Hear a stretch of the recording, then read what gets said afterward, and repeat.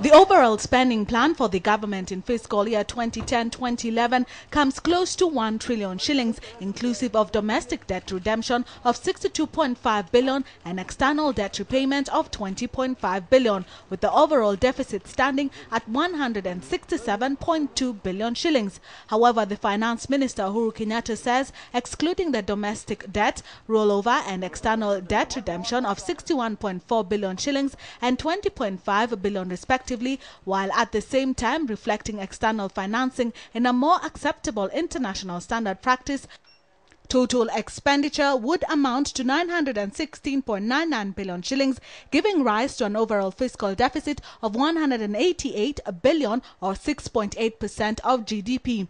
But despite the huge numbers, the government says there will be no gaps.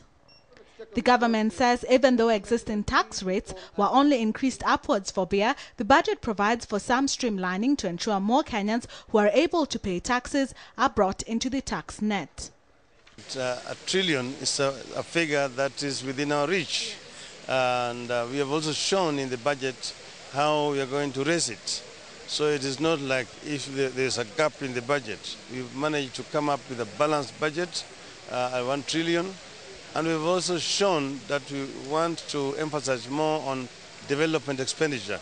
As a result of the administrative adjustments that we are making to make compliance easier, as well as also sealing loopholes. But more importantly, going forward, I think we made it quite clear that we also recognize that even those adjustments are not themselves adequate. Uhuru admits that at present tax revenues are not adequate, but adds there will be an overhaul of the tax regime. Cynthia Nyamae, Business Newsnight.